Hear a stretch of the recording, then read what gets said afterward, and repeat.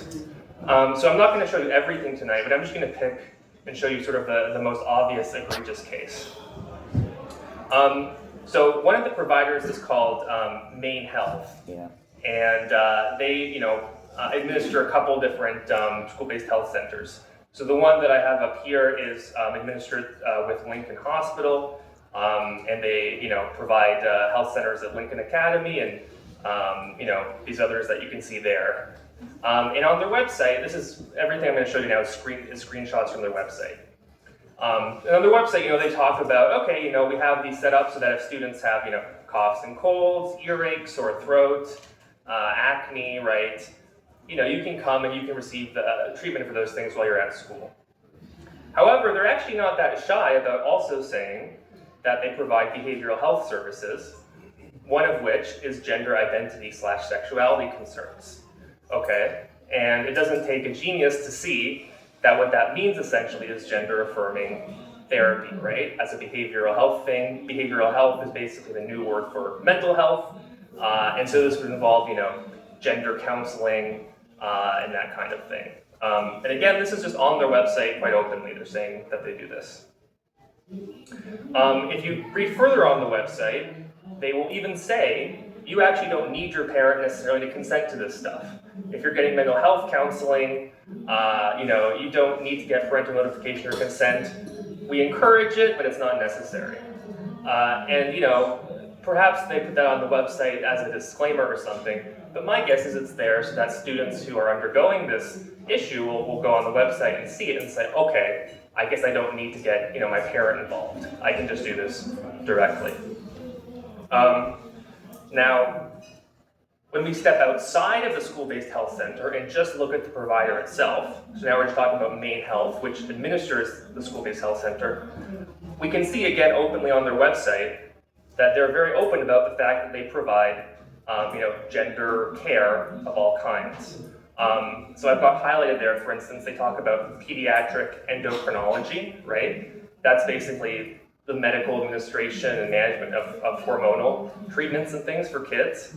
And they also, have obviously child and adolescent psychology and psychiatry and clinical social work under the umbrella of their gender care. Okay, so again, they're being pretty open about it. And if you go even further, just under services, they say, some of the services that we offer include puberty blockers, gender-affirming hormone therapy, and even surgical consultation, right? Which would basically be, we're going to help you find, a surgeon who can, lop off your breasts or do even worse things that I won't get into. And anyway, it goes on and on. You can, I recommend look on the website yourself. You can keep reading about it. But they're very, very clear. We provide gender-affirming treatments. We're never going to say no to anybody as long as they say we think, I think I'm the opposite gender, or I think I'm some other, gender. They are going to affirm them, and they are going to offer them this suite of care. And so, I think whatever is happening at the school-based health centers, which again, as we now know, under the law could include things like gender-affirming counseling, it could include things like hormones and puberty blockers and these kinds of prescriptions. Whatever's happening there, it does not even necessarily come close to what could happen with the referral from that school-based health center to the parent-provider network. So this is just, Maine Health right here. They were very, very open about this on their website. I won't get into it today, but some of the other providers as well on their websites, they're not quite as open about it, but you can kind of read between the lines in terms of what they're saying, what they're providing. Some of them brag about, we've won awards in LGBTQIA+ healthcare.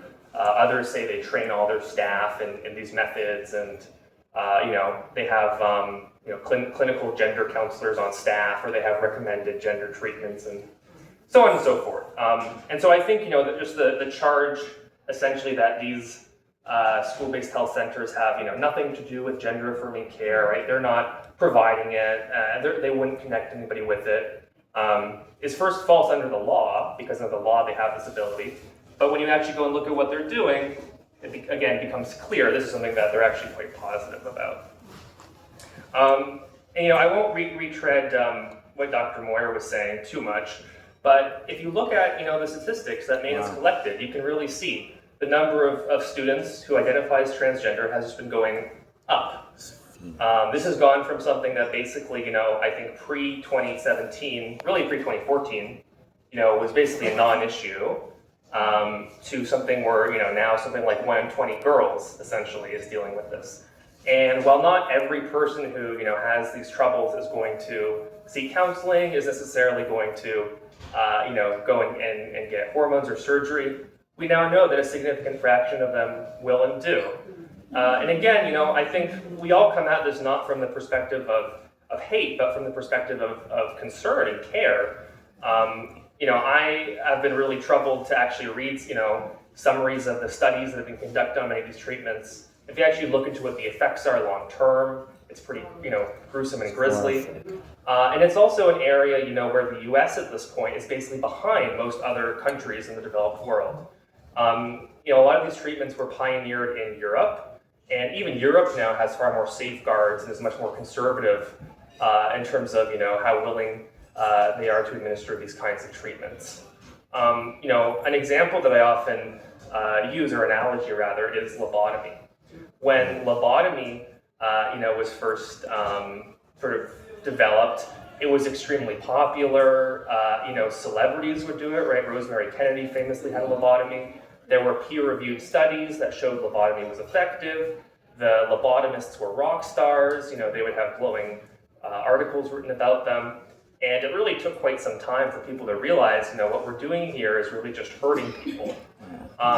Because obviously, if you stick something up someone's nose and destroy their brain, yeah, maybe there's a chance they're calmer, right? But are they actually happier?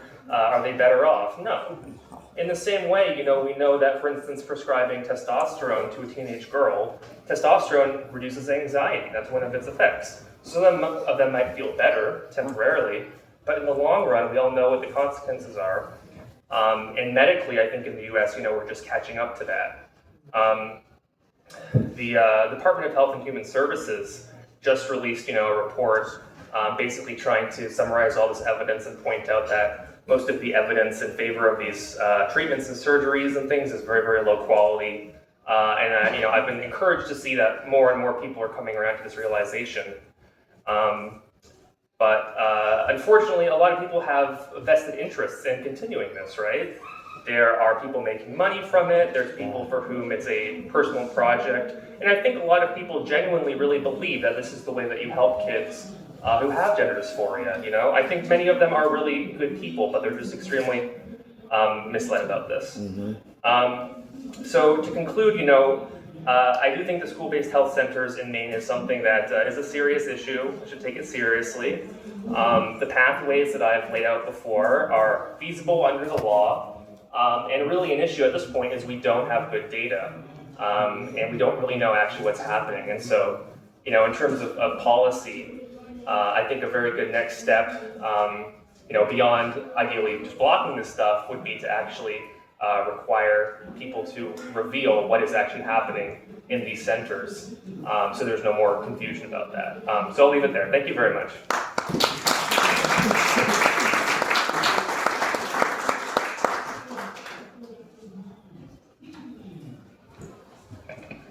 Thank you, Jonah. Now you get to go and investigate on all these websites and do your own research and get your dander up about when you start reading these things and you uncover these truths, you get kind of annoyed. Yeah. That's an understatement. Yeah. So I am going to want to leave time for folks to ask questions if you want, so I'm going to just jump right in and introduce our final guest speaker, who I'm extremely thrilled that she was able to come up from, you're in Connecticut, right? New Jersey. She's in New Jersey, but she is an attorney with the Children's Health Defense. How many people know Children's Health Defense? I'm a donor. So those of you who, yes, they deserve a round of Yes, applause they do. for Children's Health Defense. They've been doing lots of research. There's an amazing team down there. That was Bobby Kennedy's organization that he got started, and there's some phenomenal people. I've had the good fortune of being able to work with a number of them. in my time in the legislature, just as support. They were support to me during some major battles, especially when religious and philosophical exemptions were being stripped of from parents here in Maine, and we were fighting to keep that from happening. And Mac Rosenberg was one of those heroes that would come and testify multiple times. And that was when we were dealing with everything is on like Zoom as well, and the big screen, and there's Kim. And so I am very excited to have her come and speak and just share her expertise. She comes with a lot of knowledge and a real heart for the well-being of our children. And so thank you, Kim. Yes, thank you.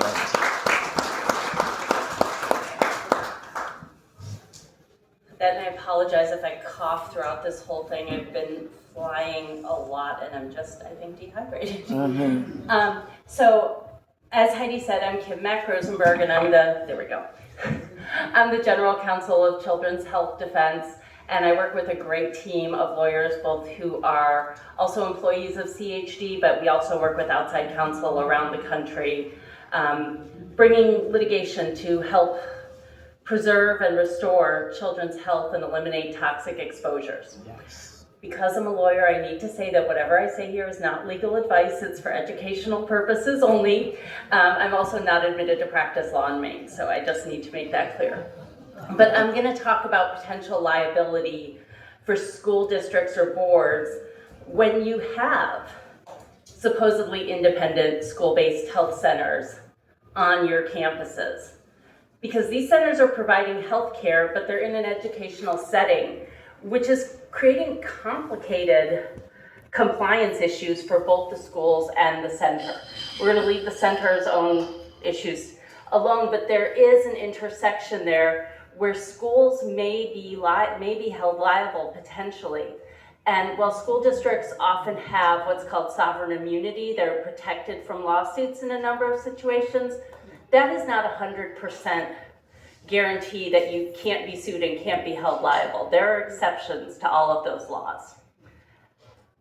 So the school-based health centers are supposedly operating independently. As Jonah showed you, they're operated by hospitals or federally qualified health centers or nonprofits, but they're on the school grounds. So that creates some unique issues for the hosting school, its district, or the board.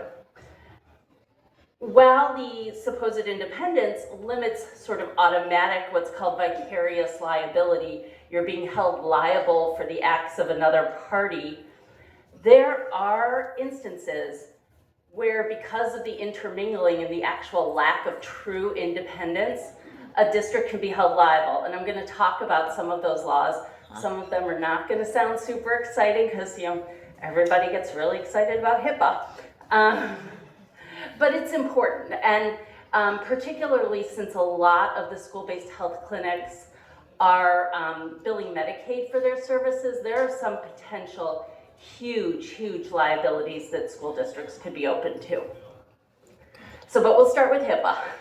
It's the Health Insurance Portability and Accountability Act, and it applies to the school-based health centers because they're what are called covered entities. If they're doing electronic billing, which pretty much everyone does, they use electronic medical records, they are covered by HIPAA. Schools usually are not covered entities, so they're not going to be directly liable for a HIPAA violation. But if there is an unauthorized disclosure of personal health information of students that involves the school itself, that opens the school up to liability. So, for example, if a school receives data that the health center is sharing with them and they don't have proper agreements in place, what we call business associate agreements, because you're associating with that center, you could face claims if you're deemed a business associate, if a court decides you're a business associate. Or if you have blurred lines, really calling that independence into question, right? So are school staff able to access the records of the health center? Do you share a record-keeping system? what if a nurse from the school-based health center shares, for example, vaccination records without consent with the school itself? That could be a HIPAA violation. If there aren't adequate safeguards to protect from HIPAA disclosures, so are emails being sent between clinic staff and school staff that aren't encrypted to protect that protected health information? And if a school-based health center shares protected health information with non-healthcare school personnel in particular, such as teachers, that could be a violation. And we think that there is information sharing going on, not just in Maine, but around the country. We hear stories about this. And then sort of similar to negligence, it's a term called a parent agency, where it appears that the school-based health center is acting in some sort of joint manner with the school. And that can it raises all sorts of issues, not only with respect to negligence and claims of negligence by the school-based health center, but it could implicate schools' funding, their federal funding in particular. There could be criminal penalties depending on what has happened. So you have to be really careful because HIPAA violations can be very expensive and have very wide-reaching implications. And if these students are going thinking that their privacy is going to be protected, it could be very wrong. And I'm going to talk particularly in a few minutes about vaccination records, because I think that these clinics that are giving students vaccines they're missing a very key part of what we call the 1986 Act, the National Vaccine Injury Compensation Program Act. The other big privacy statute is FERPA, and that's the Educational Records Statute. It's the Family Educational Rights and Privacy Act. It's a federal law. So again, violations can occur here where there is coordination between the school and the health center that can lead to accidental disclosures. Again, the same example, mailing mental health notes from a session in the school-based health center to a school counselor without consent of the student. If health data is entered into the education records, then school-based health centers also have to comply with FERPA. And FERPA requires parental consent for disclosure, except in a very limited number of cases. So where that information gets into the school record, they've got a whole other set of issues with respect to parental consent. And we think that that is often not being respected. There are very limited cases where you don't need parental consent. It would be, for example, if there's really an emergency health and safety risk, and that's not going to be, thankfully, in most situations. But we also hear about denied access to student records, so that parents aren't even able to see what's going on in their students' school records and consequently in the medical records that become part of that. And those are defined very broadly, and that health information in all likelihood falls under the FERPA broad definition. And then there's the Protection of Pupil Rights Amendment, also a federal law. So potential violations occur here, and I think Jonah talked about some of these, or it may have been Heidi, where schools are conducting, or health centers are conducting surveys and screenings and analysis, mental health assessments, substance use surveys. Parental consent should be obtained for those surveys, and it's often not. And in fact, I think, as Jonah had alluded to, it's really trying to circumvent parental involvement. So these school-based health centers are being used in a way that actually is coming as a wedge between children and their parents. And then this one, it's always a big number.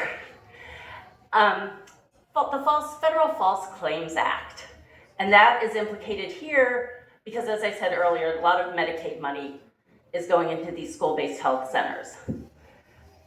They have to ensure accurate coding and documentation so that they have to bill for only services provided, only bill for billable services, don't code something in order to get a non-billable service covered. And what happens And if a school is involved in this, if you're sharing an EMR system, if there's something in your contract with the school-based health center, it's going to be very fact-specific if a school can be on the hook for this. But what can happen in the worst-case scenario for someone with a False Claims Act is, first, the damages are tripled or potentially tripled. So, and it's a per claim damage, so it's every single claim they submit is a separate claim. You triple all of them, you can already get into millions of dollars very quickly. But then there are penalties that can be applied, and they can be up to about $27,000 per claim. So then you get in, essentially no one could afford that, right? I mean, we're talking tens of millions, hundreds of millions of dollars. And schools, again, can be held liable in specific situations. Are you sharing record systems? Are you sharing information?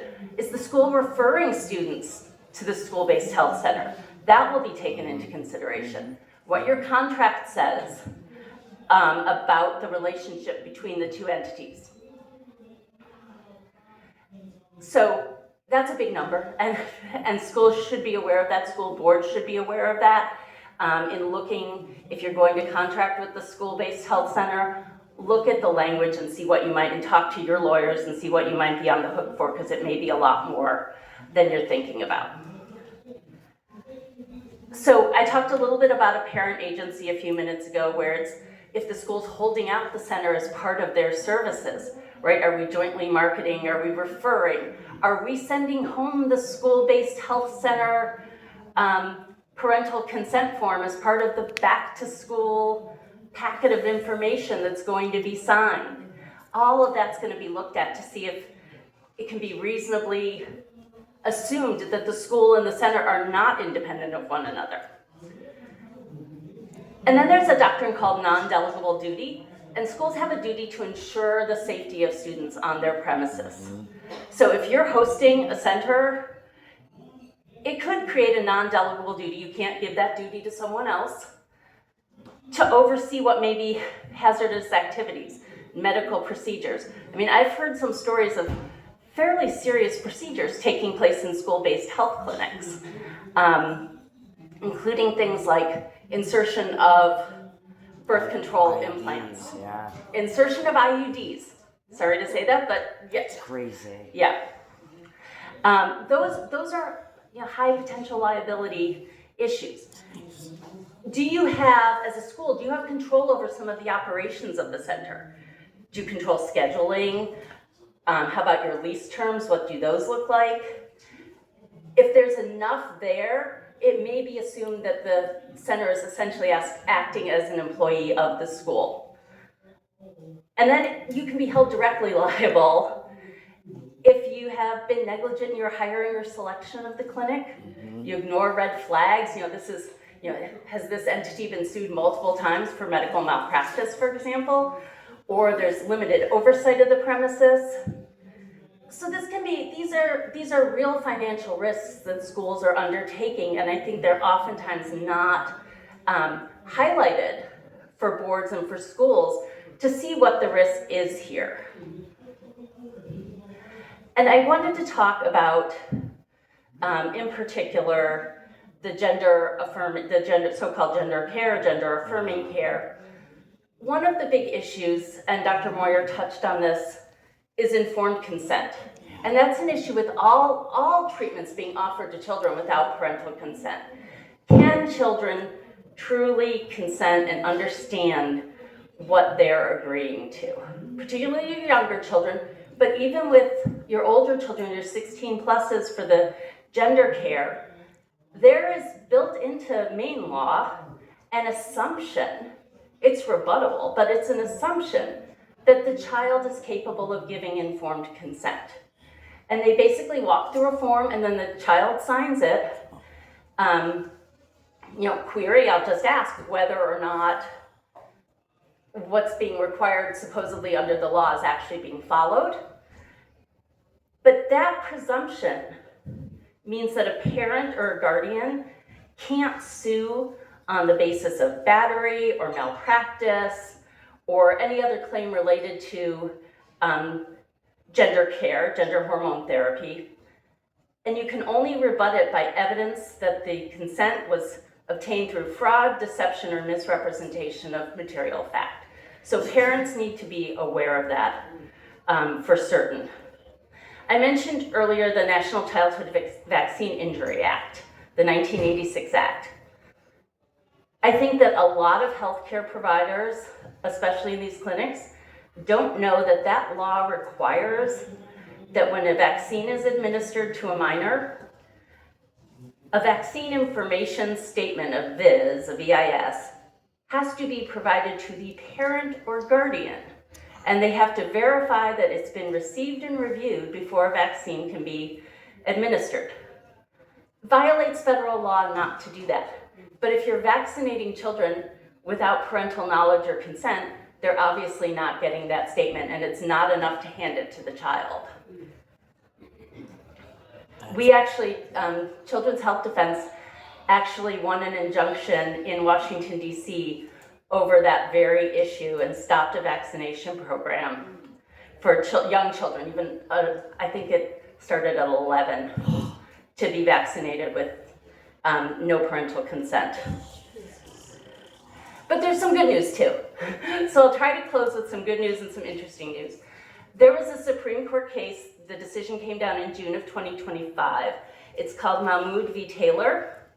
It's not about healthcare.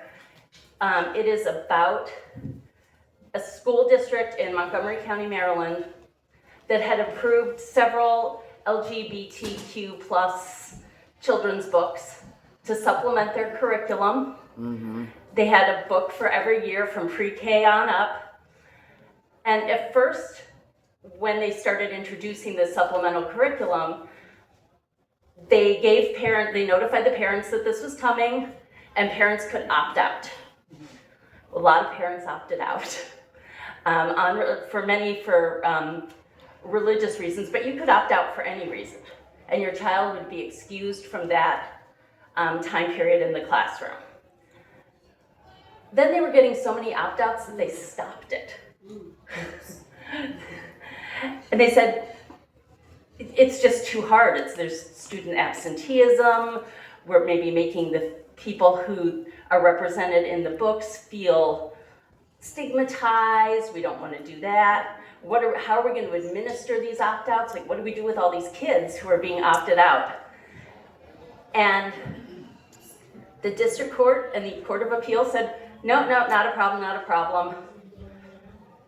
But when it got to the Supreme Court relied on a case that is, I'm going to miscalculate, it's a 1972 case. It's called Wisconsin v. Yoder, which said that Amish families cannot be forced to send their kids to school past 8th grade. A lot of Amish families stopped school because the kids were working in the family farm, the family business. And so the parents here in Mahmoud argued that if the First Amendment protects dropping out of school, it also should cover the ability to opt out of a really discrete part of the school day. And they didn't say, this wasn't a case where they said, pull these books. We don't want them in the schools. No one should see this. Other families had the option to remain in the classroom. It was really just letting their children be excused because of the family's religious beliefs.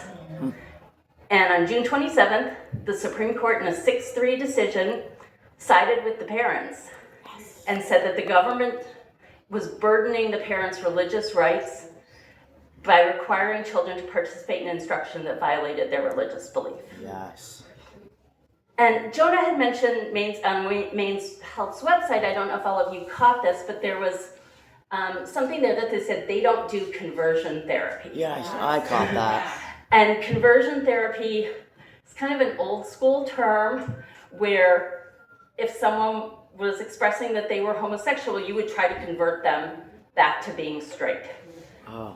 But what they're using it for often with respect to gender care is to say you can't discuss options other than so-called gender affirming care. You can't possibly suggests that something else might be going on. You have to affirm what the child says.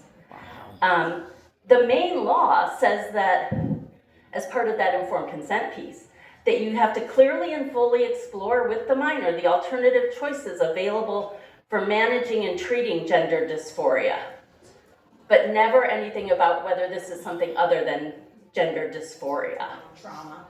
Yeah. So there's a case that the Supreme Court just heard oral argument on October 7th called Childs versus Salazar.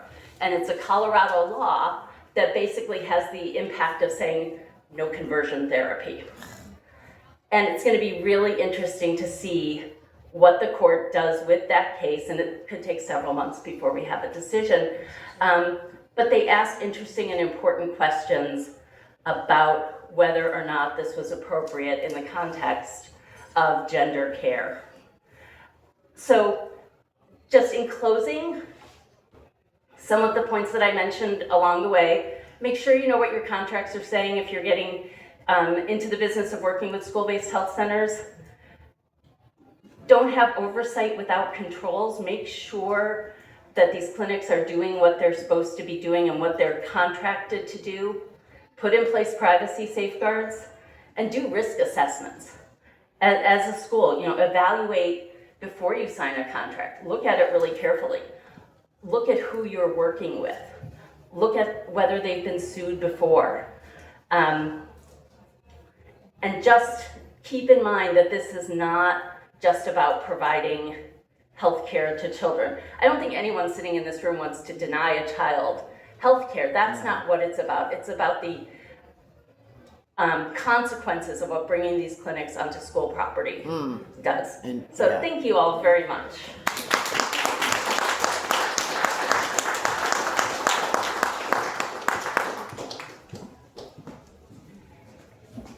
That was great.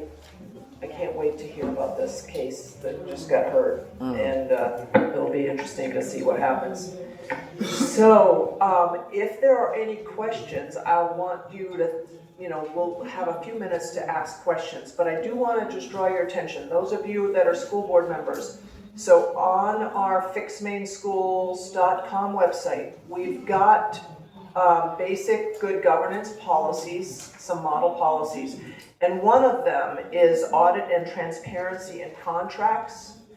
And this is one that I'm especially excited about just because when we were talking with the lawyers as we were doing these model policies, I said we need to have memorandums of understanding that get examined as well and needs to come before the boards. Now I'm looking at former Representative Jeff Hanley, who I serve with, who serves on the school board in Gardner, and the whole issue with that school-based health center, they had a memorandum of understanding, but the school board was never made aware of anything. And so there was a big problem there. Yeah. So the issue was, I'm knocking everything over. The issue with dealing with a problem on a school board, if you don't have a policy, you can't do anything.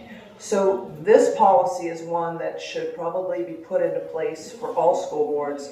And this is something that I help coach school board members in, how to do the parliamentary procedures to bring things forward and get them to be adopted. And that's the fun part of coaching these school board members, and it's kind of fun to see some of the, when we do some fast moves and they make it happen, and this, people the chair sitting there like, what just happened? Well, there's a motion on the table now, you've got to deal with it. So anyway, it's sort of the sport of parliamentary procedures. Yes. You gotta have fun with this stuff, people, because it can get a little bit intense. So I just want to let you all know that there are a lot of other resources on our website. Jonah's research, other reports, and these policies. So I would encourage you to go look, and if I can be of any help, if you know of school board members that I should be talking to, we've got Alan, he's out there somewhere, but Alan and I tag team a lot because I can't be everywhere, and let me know. just put them in touch with me, and I love to have these conversations with them, because what's really fun is when I start to see these school boards realize, these members realize they are the directors of the district. The superintendent serves at their pleasure, and they need to right an upside down ship. And as that happens, you start to see things happening in your district. And this is how we fix Maine schools, because it's the school boards have the authority over curriculum, over the culture of the school. They have authority. They just have not been told that. They don't show them the law, and that's very deliberate. Yeah. So I just wanted to share that with those. There's a lot of people here that are not on a school board. We have legislators here. We do have some school board members here. Thank you for coming. And some of you drove a long way, and I really, really appreciate it. It's going to take a while. We abdicate our responsibilities of paying attention to what was happening in our schools, and now we're reaping a whirlwind. And so we've got to start moving it back, move the needle the other direction. So if anybody has any questions, just if you three wonderful people would just stand up here, let's make them brief to the point. And if you would stand, and actually, if you can, because it would be great, we have some people recording this. How would you like them? Would you like them to just come up here and ask the question? How would that work? We'll just have a few. Melissa coming up, Heather come up, and anybody else want to ask a question? Just tell me who you want to ask the question to, and then let them answer. And we're going to try and catch it on, because there's people that want to see this, that they actually, the school boards down in this area, they all had meetings tonight. Great planning on my part. And by the way, sorry about all that noise. Note to self, next time, don't do this on a Thursday. So, yes, Heather. Really quick. Do you want me to come up here? It's just so we can get it on the record, or in the recording. All right. Okay, so I'm really concerned about the state being able to weaponize the Maine Human Rights Act against women by including. I'm kind of confused about it, but I'm trying to understand how they're able to sue school boards for complying with Title IX. And they're actively sticking up one group of people against another group of people. How is that right? How can they get away with that? And what can we do to fight that? Well, I think based on what Heidi said earlier, there are things, watch this space. Things will be happening. But you're absolutely right that there's this disconnect between what the federal law says and the state said. And we do have something in the federal constitution called the Supremacy Clause. Yeah. But in most instances, federal law is supreme over, that's why it's a supremacy, right. Supreme over state law. I think it's going to have to be worked out in lawsuits. Okay. And there are already some on file, right? We've got this, and Heidi very kindly sent it to me. I have not had a chance to digest it yet, but I will. The lawsuit that the Human Rights Commission has brought, it is interesting that they have no plaintiffs. Aside from the commission itself, because usually you need people who have been harmed to have standing. But I'm interested to delve into that and see how that survives. Yeah. What I would anticipate is a motion to dismiss that will come down the pike. Yes. Okay, good. Thank you. This is almost, piggybacks into that a little bit against you, Kim. Could there be liability to the school board members that vote these health centers into the school? So kind of same type of a scenario, but flip it on the school-based centers. Yes. Is there liability to the school board members that say, yes, we'll take this health center into our school system, as well as has there been cases against schools with the health centers, as you were mentioning, already in Maine or nationally? Do we know of cases you're saying there could be? Are there some already? I guess that's two, but I do have a couple after that. Great questions. So I don't know specifically under Maine law whether you could sue the school board members individually for their role in doing it. It's an interesting question. It's probably They're doing that in the case of Title IX, right? Yeah. So could there be lawsuits to harm, right? Right, preparation. Yeah. No, go ahead, Sorry, jump go in. ahead. So we had this question with the school board members. And by the way, this is one of our fearless school board members in Sanford. Yeah. And my fundraising chair for the York County Republican Committee. Oh yes, double fist bump, girl. And we have a wonderful gala coming up on December 6th. As far as individual school board members, at this point, they're suing the entity, the school board as an entity, not the individual. Because you really, Oh, right. as elected individual in Maine, pretty much have immunity. There are some extenuating circumstances, but under this particular situation, the lawyers, we were discussing this, and they said it's just the board and not the individuals. So if there was a chance of that, it would be the entire board The whole board is for being saying yes to the. sued. Well, I'm just saying Yeah. in the case of For the healthcare for center? the healthcare center, like we all say yes to a healthcare center, right? It'd be a Is similar there- thing. Right? Is there Yeah. liability in that? Just I out of would curiosity. say, as a non-lawyer. This is how it works. Potentially, I think where you're more likely to see that come up is if there is an issue with a student who is harmed as a result of treatment received right. at the school-based health center, and that And- family sues and names the board. Okay. Any other questions? Thank you. Fran, come on. Oh, Fran, go ahead first. I have one. Another school board member from Gray, New Gloucester, Oh, thank you. a hero up there. Yeah. Two questions. Number one, when the doctor was speaking about the students at risk, not at risk, but I'm wondering if the expansion of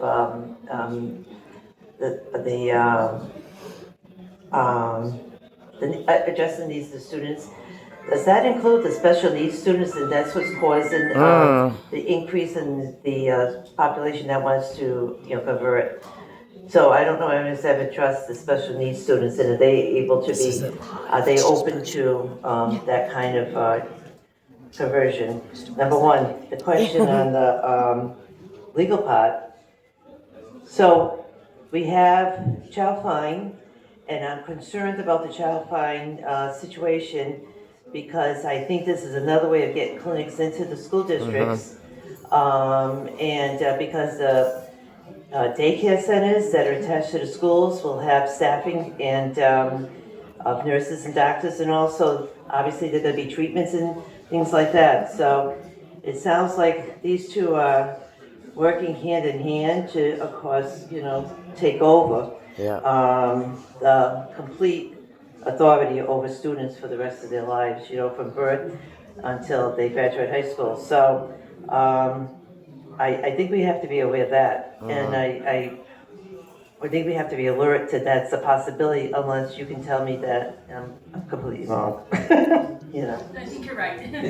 So is that to Dr. Moyer, or is that to? Yeah, that's a long question. Yeah. Two questions. Two Yeah. questions. Yeah, two questions. So the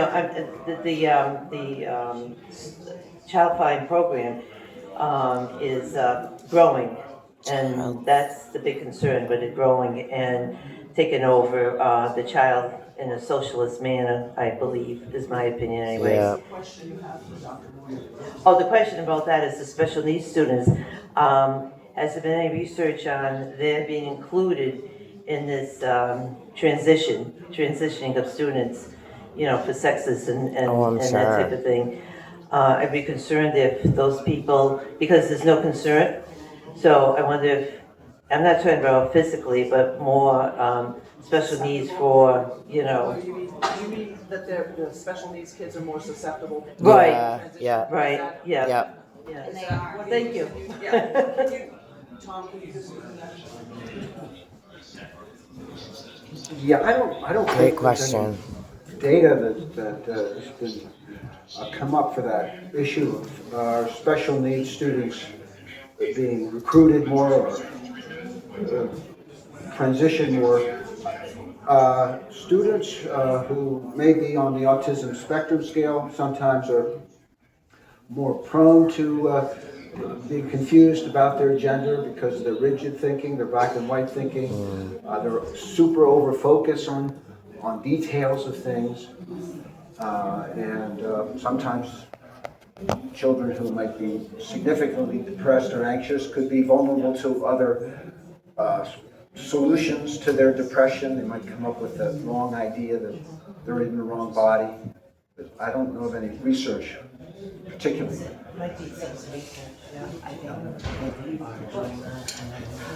would just tag on to what Dr. Moyer said, that for those students who are special needs, the issue of informed consent is even more a serious issue of concern. Can those students actually consent to what is being offered to them? Any other questions? Yes, Jeannie, come on up here. And then while you guys, Alan, if anybody came in that hadn't already pre-registered with me, could you get your information to Alan on your that iPad? Because then we can share information with you, and if I don't have your email, I can't pass on stuff if you want to have follow-up from tonight. So Jeannie, go ahead. Okay, so I don't know if other school districts have this policy, but it's called BEDH, which grants the board authority to regulate public participation at meetings, including limiting comments that are repetitive, irrelevant, and disruptive.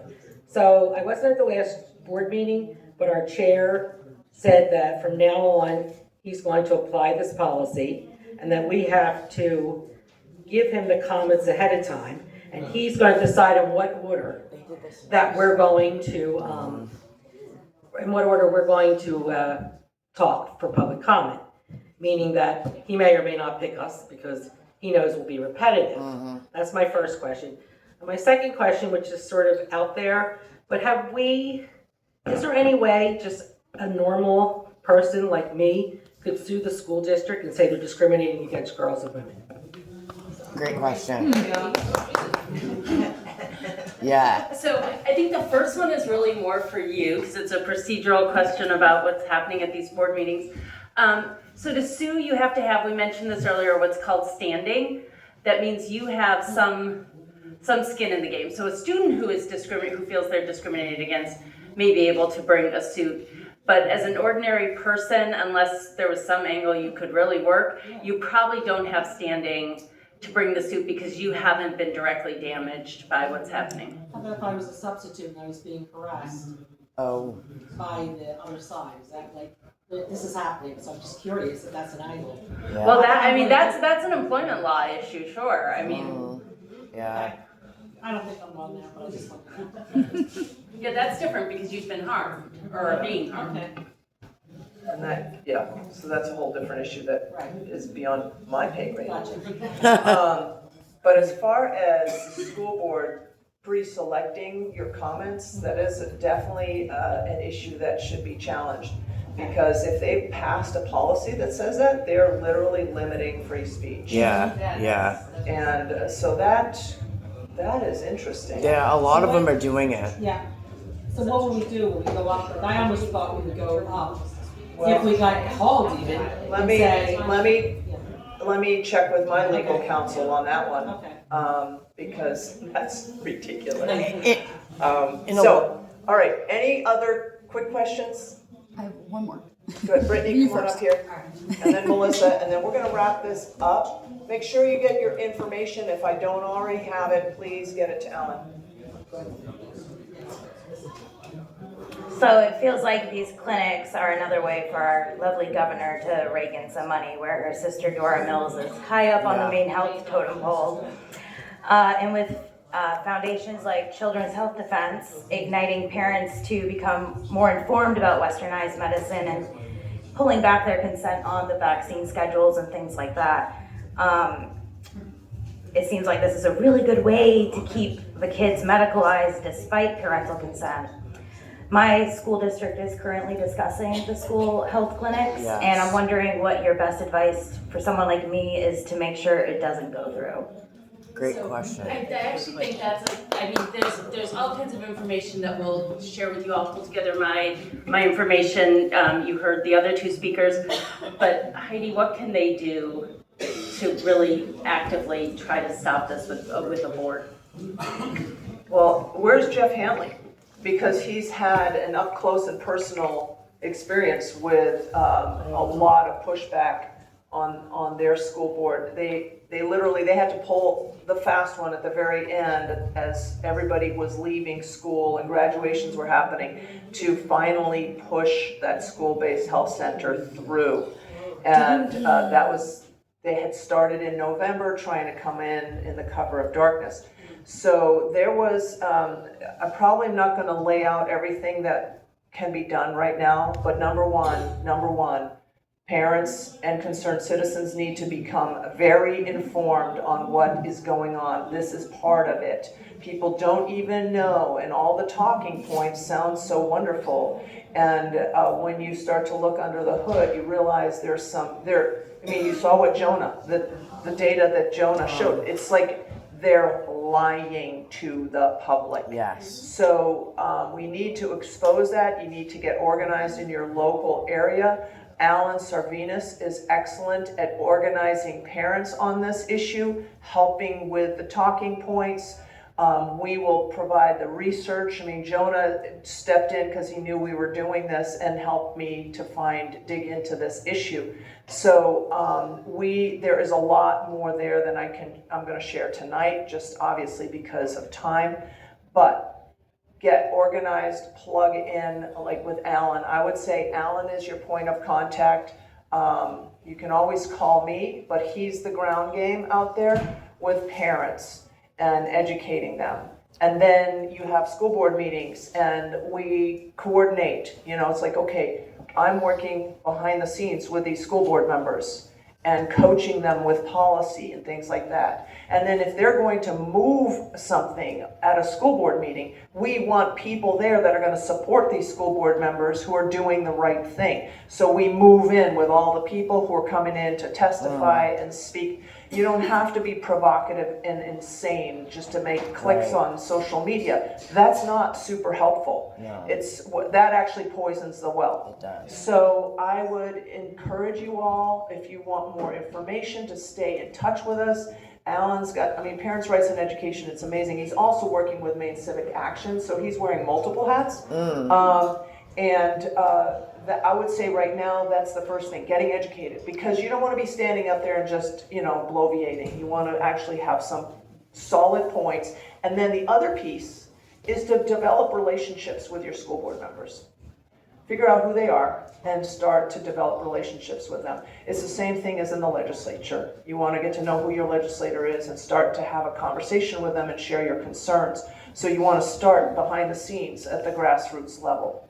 Was you aware of an Augusta school board meeting where Mike Soboleski went in to speak against the health clinic that they were going to put in and basically said what you said? Mm-hmm. It's a separate entity. Yeah. Is that what he did and it stopped the... Well, it depends on, some of it is the codes that they have, building codes and things like that. Right. That was an issue he had in Gardner that he exposed.